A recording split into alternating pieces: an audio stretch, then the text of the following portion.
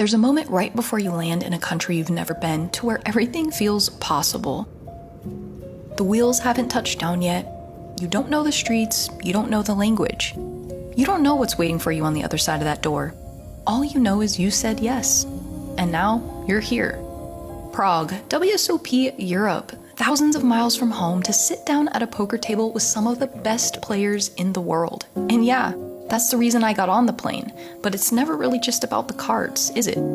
Because somewhere between the tournaments and the buy-ins and the bad beats and the deep runs, you step outside, you look up, and a city you've only ever seen in pictures is standing right in front of you, breathing, moving, living its life whether you showed up or not.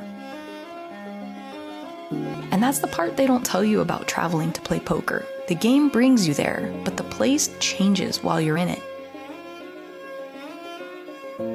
People think traveling is about the landmarks, the views, the places you check off a list, but to me, it's not. It's about the stories hiding in the details, the ones nobody posts about. Like this little side street in Prague where every single day this dog trots down the steps of an apartment like he owns the block, and this woman comes rushing out of her Italian restaurant, face lit up like she's been waiting for him all morning. She bends down, feeds him a little slice of meat right from her hand. No leash, and just the owner looking from a distance. Two regulars keeping a promise neither one of them made out loud. That's what gets me when I travel. Not the castle on the hill, not the postcard. It's the ordinary things that tell you everything about a place. Like cruising along the river on these little electric bikes and passing an old man walking his dog right along the Charles Bridge. No rush, no agenda, just another Tuesday for him in a city millions of people fly across the world to see. Or standing in front of the house where Mozart actually lived, just a building on a street. But the music that was born inside those walls changed the entire world. And people are just walking past it on their way to get coffee. That's what excites me. That's what keeps me fascinated. Walking the cobblestone streets of a foreign country, taking in all the beauty it has to offer, staying in the present moment, soaking in the details, and wondering about the stories of the people who call this place home. So yeah, I came to Prague to play poker. But this vlog isn't just about the hands I played, it's about everything in between. The moments that made me feel something, the ones I almost missed, and the ones I'll carry with me long after the chips are counted. Oh, she finds it! This is WSOP Europe Prague. Let's get into it. Actually didn't sleep. I slept a whopping 10 minutes. Hello. Running into people from back home. That's right. It's 3 in the morning, but back home it's dinner time. It's always dinner time for us. That's right. We're gonna enjoy some dinner. And yeah, tomorrow maybe the spa to rejuvenate our bodies. Ooh, yeah, spa day. We may hop in the mystery bounty as well. So stay tuned. Oh, what'd you get there? The burrata. It's amazing.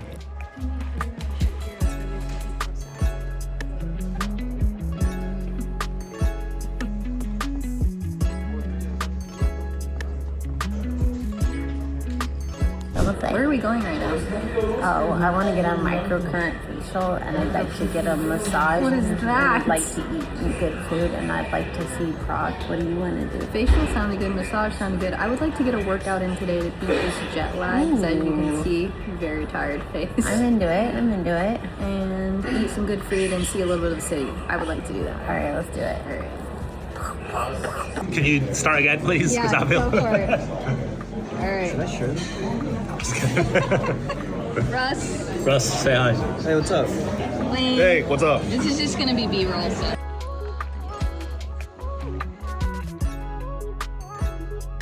Shopping!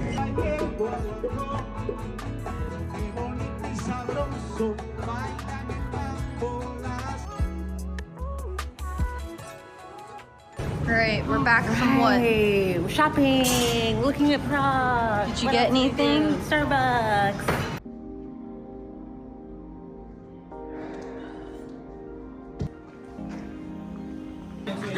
Yes, exactly. Enjoy.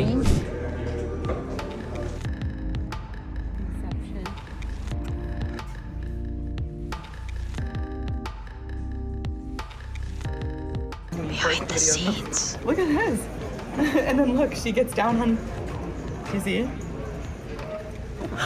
I'm not even joking. I am in Prague. It's pretty surreal here. About day 3, although everything's kind of a blur right now.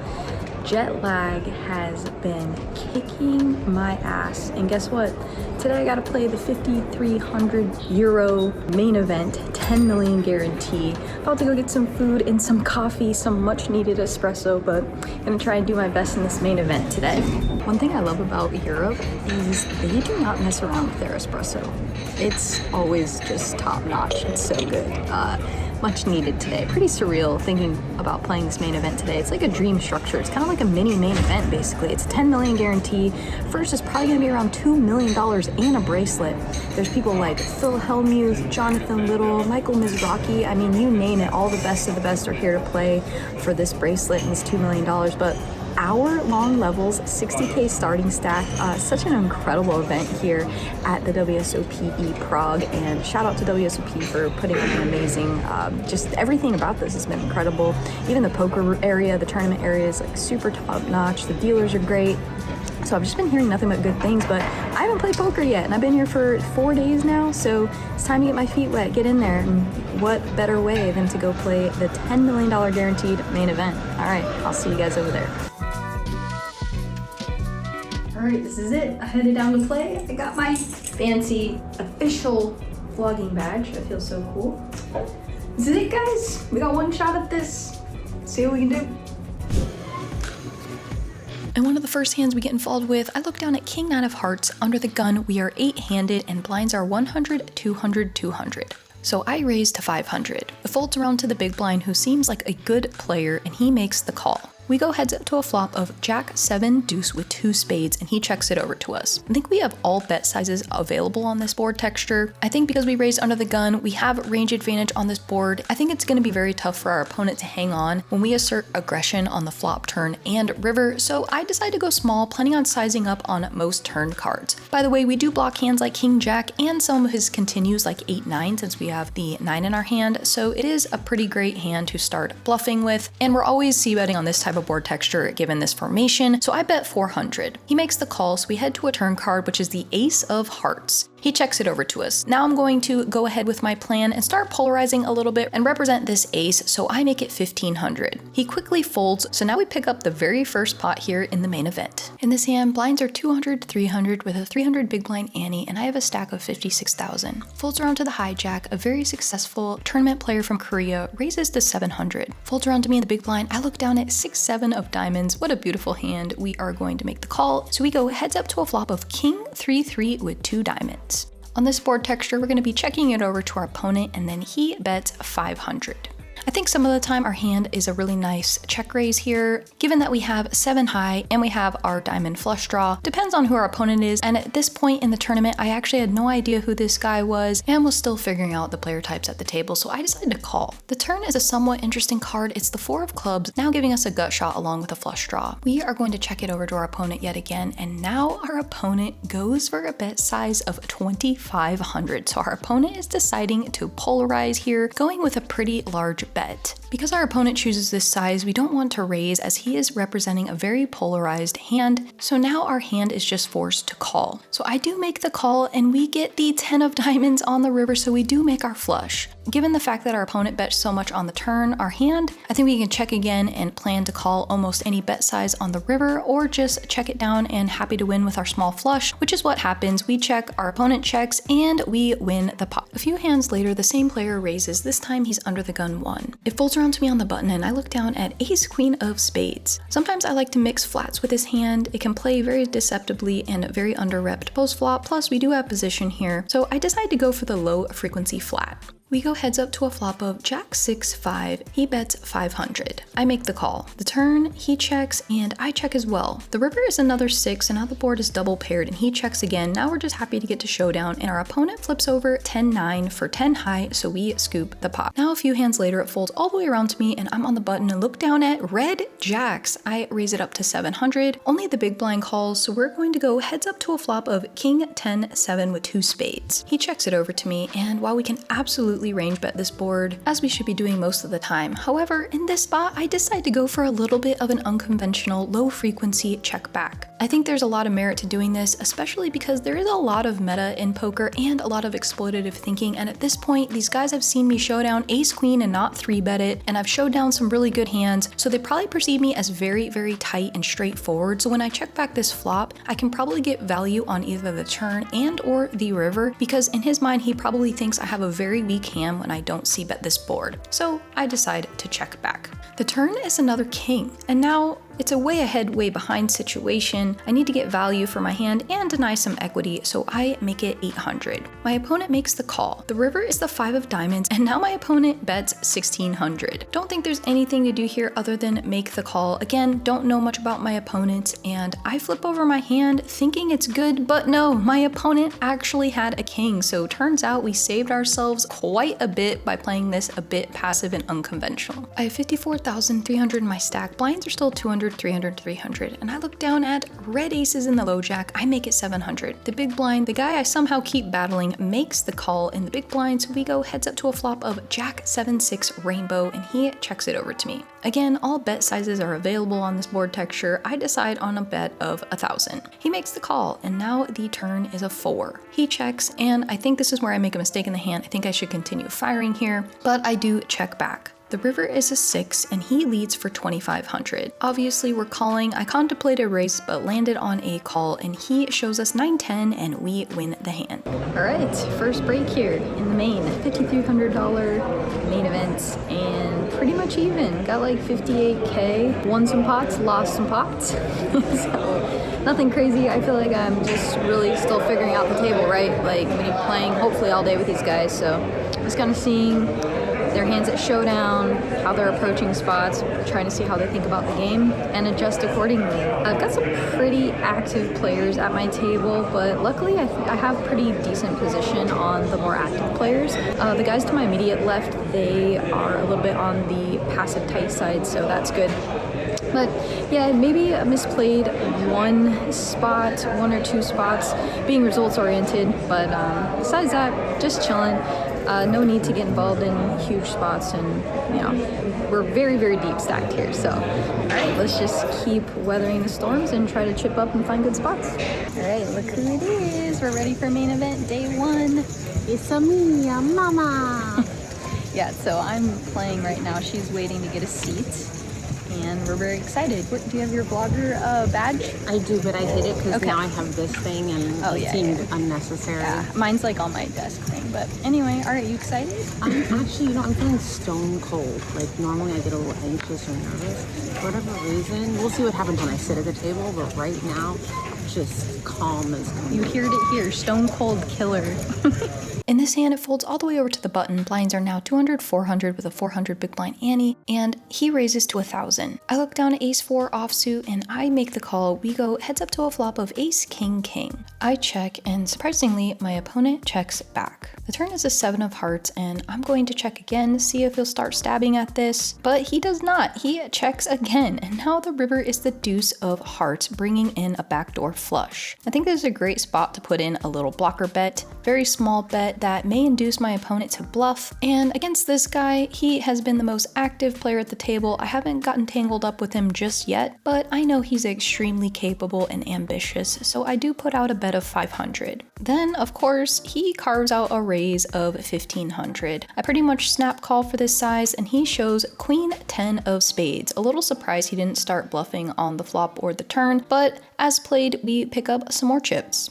In this hand, we have 58,100 in our stack, and I open ace 10 of diamonds in the hijack. Only the big blind calls, and it is actually the same guy we've been battling over and over. We go heads up to a flop of king, queen, 8 with 2 clubs, so we flop ourselves a gut shot. He checks, and I'm going to bet a little bit larger here on this king high connected board. I make it 1,600. He does make the call, so now we head to a turn, which is the best card in the deck for us. It's an offsuit jack, so now we have the stone cold nut straight. He checks, and I think I can get a lot of value. I can start polarizing here because some of my bluffs would do that as well, so I bet 5,500. My opponent thinks for a little bit, and then unfortunately folds, so maybe I bet a little bit too big of a sizing. However, I just thought with his player type, he would peel with a lot of worse hands, but we're still happy to take the pot. So unfortunately, I didn't get footage on this hand, but the hijack raises to 1100 at 500 big blind. I have pocket sevens in the cutoff and decide to turn it into a 3-bet, and I make it 3000. He makes the call. The flop came queen, 10, jack, rainbow. He checks. I bet 2200 and he fold. So we picked up a nice one in that 3-bet pot. And immediately after that hand, the blinds are now 600 big blind, and I look down at pocket aces. I raise to 1300. Then a player in the cutoff decides to put in a 3-bet to 4100. We're not going to play fancy here. We're too deep to do that. So I raise to 13,000, putting in the 4-bet. He uses quite a bit of his shot clock before winding down to 5 seconds, 4 seconds, 3 seconds, and then I hear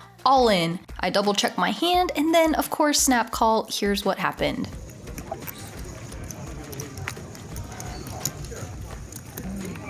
Aces, check.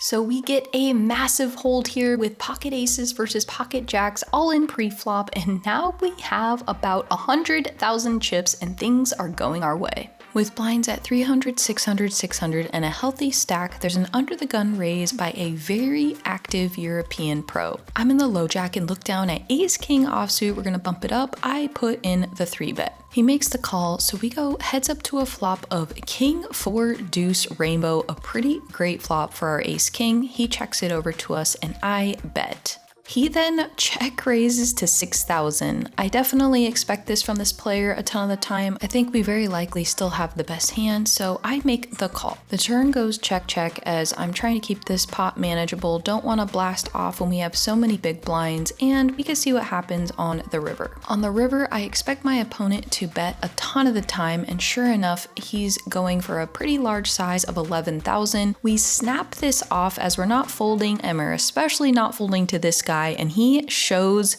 pocket 4s for a flop set, so thank goodness we checked through on the turn. My spidey senses were going off a little bit, and unfortunate that this guy has played a million pots today, getting involved, bluffing it off, and against us, he just has it, but that happens obviously, and we're gonna lick our wounds and move on to the next hand. Taking the hit from the last hand, we now find ourselves with about 81,000 chips, and the big blind is 600. In this hand, we open the ace 5 of hearts, and the big blind who won player of the year a couple years ago, he defends. He has ace 10, we both flop an ace, but he flops 2 pair. He goes for a big sizing on the river, and unfortunately we are chopping with every other ace except for ace 10, and we lose another one. So just like that, our stack goes from over 100,000 cut in half basically to 55,000 at 800 big blind when we play this next hand. So it folds all the way over to the small blind, and he makes it 3,200 at 800 big blind, and I look down at ace 4 of hearts.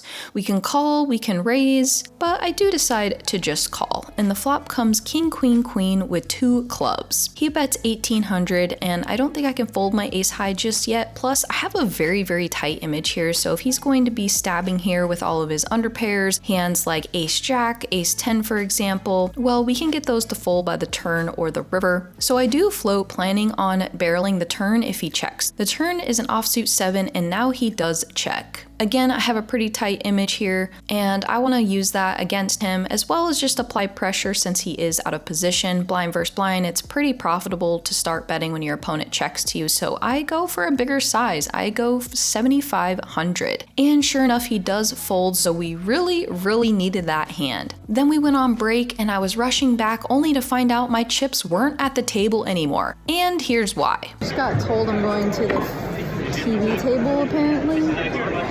That's insane. So yeah, I guess we're doing that. Live stream coverage, the WSOP, that's insane. Holy crap, you guys. We just got moved to the WSOPE main event feature table. This is wild, a pretty surreal experience, and unfortunately, because things just didn't go our way there those last couple hands, we are a bit short stacked. I find myself with a little over 15 big blinds when this hand happens. Well, I'll just let you guys watch it. Well, finally it looks like Kim's got himself on the right end of a hand pre-flop, but just look at what he's up against. Both a king and a queen, overs to those hooks. The jacks have Wow, you guys proved are fucking tight expensive asses. Holy on the shit. day. I'm trying to give money away. Yeah, Got Ashley this, Ash. Frank needs to hit a king or a clubs. queen That's here not great. No, to double up.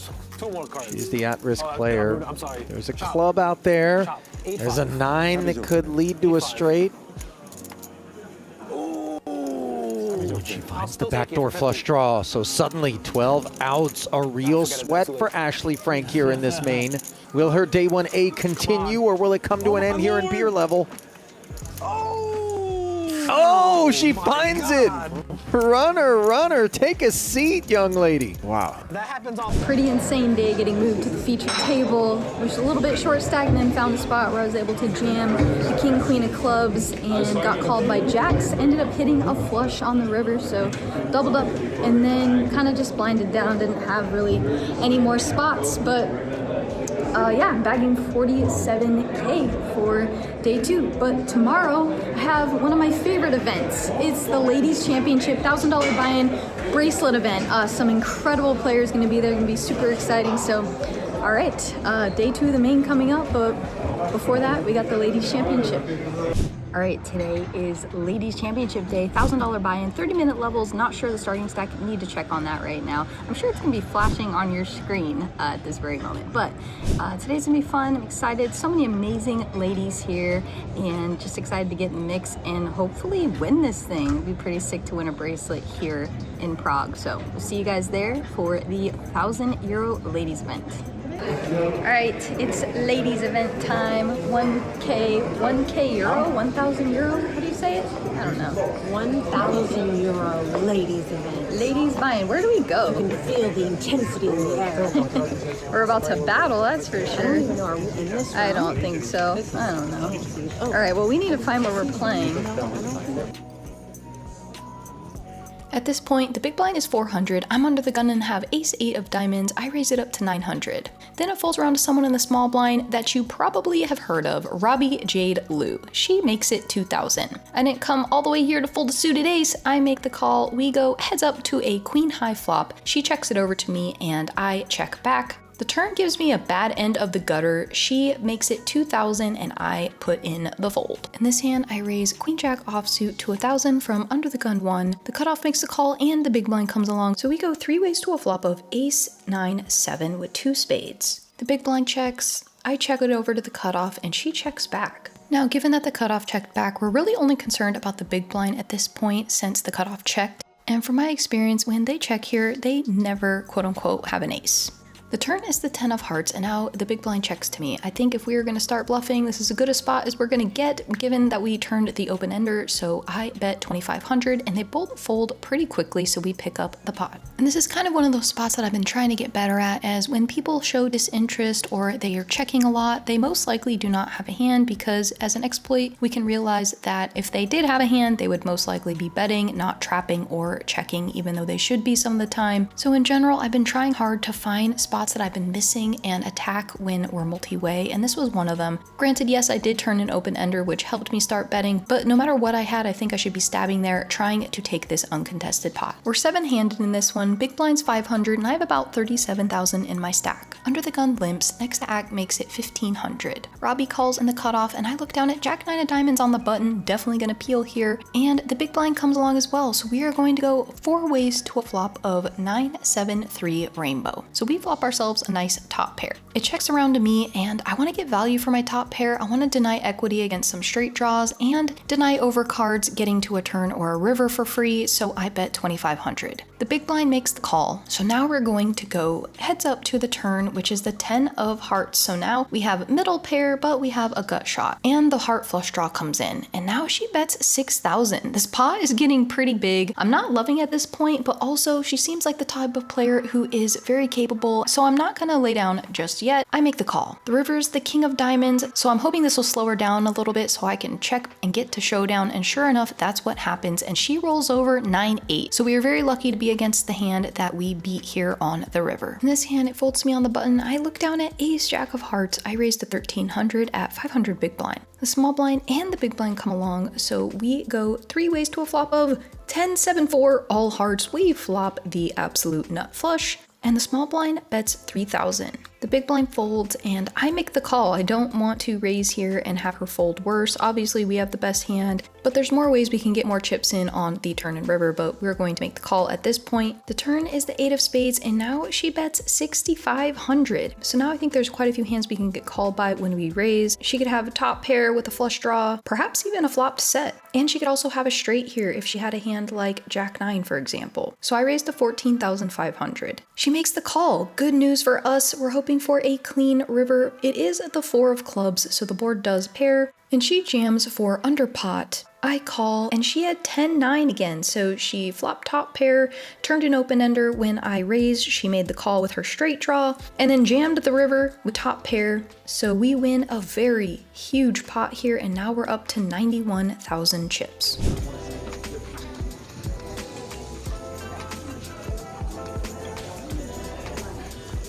All right, so hot start here in the ladies event. Nice flopping flushes, and had a little bit of a dicey spot with Jack 9 of diamonds, but ended up working out in our favor. Luckily, she had the one hand that we beat, and we got to check the river back. So yeah, I think we have like 93K in first break, so great start, and just gonna try and keep it running, keep the pressure going, and overall like my table, so it should be fun. This table is so fun, having a blast, having Robbie J. Liu at my table, and then Leo Margetts sits down at my table. Main event, final table list, such an inspiration. Unfortunately for me though, she sat down on my direct left, so wasn't loving this spot as far as strategy goes. However, we're gonna battle. So in this one, early position raises to 1,600, and I look down at King Queen offsuit. I like to take this one as a 3-bet sometimes, so I put in the 3-bet, and then Leo just sat down, very first hand, puts in the 4-bet against me. It folds back around to me, and I lay it down, and we're definitely gonna have to adjust having her on our left. Meaning I probably can't open as wide as I was before. And then I played a really fun one with Robbie where she raises the button, I defend 3-6 of hearts in the big blind, and I somehow go backdoor runner flush, and I get paid on the river because she pairs up, and guess what she had, guys? Jack 4 offsuit. We shared a pretty big laugh about that one, and so far I'm having an absolute blast in this ladies championship. In this hand, I have about 80,000 in my stack, and the big blind is 1,200. Folds around to the cutoff, and she raises to 3,400, a little bit of a bigger size than what she had been doing. This could either be a really strong hand or a hand that she feels is vulnerable. You can't really be sure in these types of tournaments. Small blind calls the 3,400, and I look down in the big blind at pocket queens. What a sick spot. The cutoff has roughly 45,000 in her stack, and we're definitely going to be putting in a 3-bet here, so I make it 14,500. Then the cutoff jams all in, folds back around to me, and we have the 3rd best hand in poker. We're not folding to this particular player. She can definitely have a ton of ace king in her range here, and there is definitely a world where I can fold queens here, especially for this many chips, because I do feel like I have somewhat of an advantage having chips in this type of tournament. But we didn't come here to fold, we're here to win, so we stick it in, and here's what happens.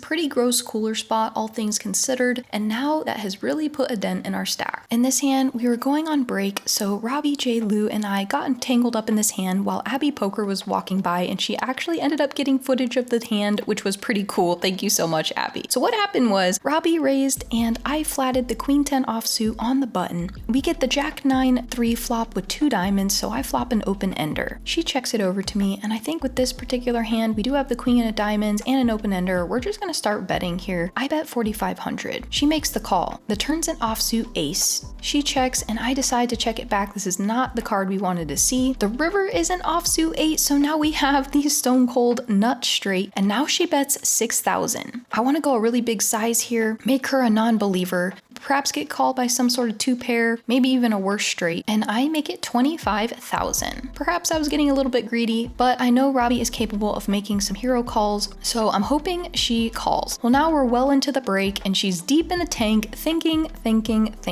and then she finally lands on a fold. She begrudgingly folded and told me she had Queen 9, so she definitely was thinking about hero calling, which I guess I'll take as a compliment because she's thinking I can have some bluffs here. I think my best bluff is like King Queen, for example. And she did have the queen in her hand, which did block the nuts, so happy to win the hand, sad she folded. Perhaps I should have gone a little bit smaller. However, maybe because I went bigger, she did decide to try and hero there. But nevertheless, that really helped our stack because now we're back up to 60,000 after losing that really unfortunate one with pocket queens. Sadly, this next hand I did not get footage of, which is such a shame because it was a very interesting hand where we're at 1500 big blind. I have about 60,000 in my stack and I look down in the small blind at 10-6 of clubs. I put in the call. Leo then checks back in the big blind, so we're gonna go heads up to a flop of 4-5-7. I check and Leo bets 3,500. Of course, we flop an open ender, we're not going anywhere. I make the call. The turn is the magical 8, so now we have a straight. And now she bets 3,500. I make the call. The river is a 10, and now we check it over to her once again. And to my surprise, she is not ready to stop betting. She puts out a hefty bet size of 15,000. Against her, we absolutely cannot fold here. I flick it in, and she shows us Jack 9 for a rivered gutter ball nuts straight. It was a pretty sick spot, and she told me after the hand that she was going to be barreling all 3 streets no matter what the turn of the river was,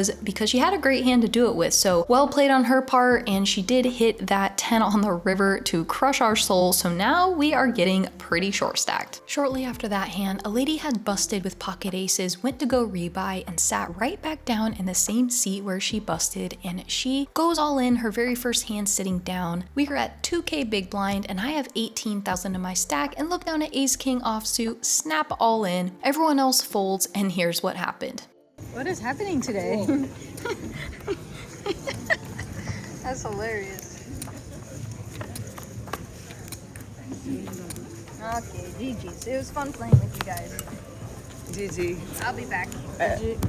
Talk about a roller coaster in poker, going from chip leader at the beginning of the tournament to out in just a couple hands, absolutely brutal, running into pocket aces. And we're gonna move on to day 2 of the main event and then hopefully run deep, or we're going to enjoy the rest of our time here in Prague. Drinking hot tea on the streets of Prague because she's freezing. Oh, me?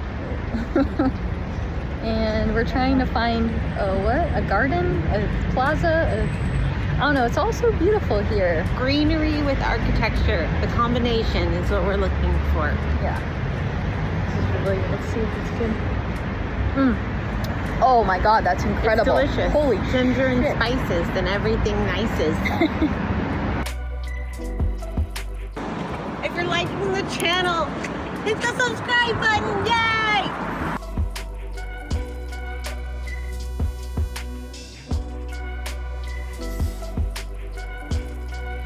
Hello.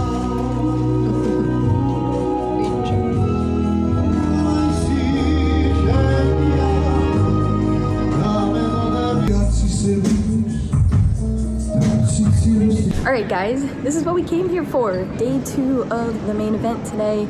Going to be an uphill battle, of course, because we bagged 47K, good for 15-ish big blinds. So got a lot of work to do. Also have some crushers at my table, including Chris Hutchison, I think his name is. Known of him for a long time, obviously has like over 10 million in tournament earnings. He's on my left, so again, gonna be a battle, but we're going to do our best.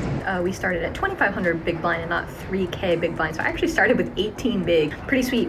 I didn't really have anything going though for the first couple orbits, so I found myself with 12 big blinds in the small blind, and Chris Hutchison, I think is his name, something like that. He opens under the gun. He had just lost a big pot, so he didn't have a big stack anymore. He's probably like around 30-ish bigs. It folds around to me in the small blind. I look down at queen 10 of spades, and while I can absolutely make a case for jamming this hand, especially against Chris, who can have some wider opens. However, again, he's probably not opening as wide now, being a little bit shorter. So instead of jamming here, I think when we peel, we can realize the equity of our hand. If we flop straight draws, flush draws, pair, top pair type hands.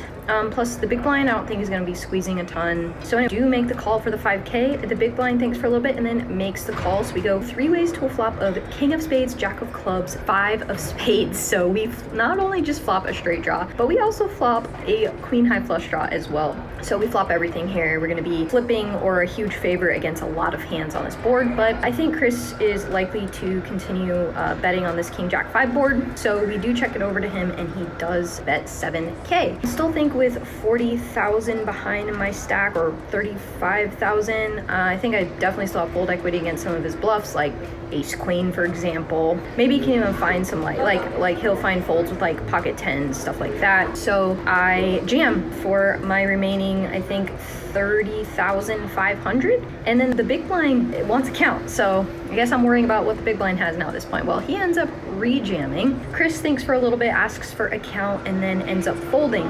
So we are all in and at risk here in this 5,300 euro main event, and our opponent has the king 5 offsuit, so we flopped top and bottom pair, and again, we're still a favorite here. So let's just catch some cards. We need any ace, any 9, or any spade. The board runs out, the turn is like a 3 or a 4, a red 3 or 4, so we brick, and then the river is another king, so we absolutely brick out on our monster combo draw here, and we are out. Sucks. Today was like 90-minute levels. Beautiful, beautiful structure. Wish I could have got a little bit more going, but you know, we got the lucky double with our king queen of clubs versus the pocket jacks on day 1 at the live stream feature table. No go today. Nice, beautiful. Wait, do it again. Okay, yep, work it. Work it.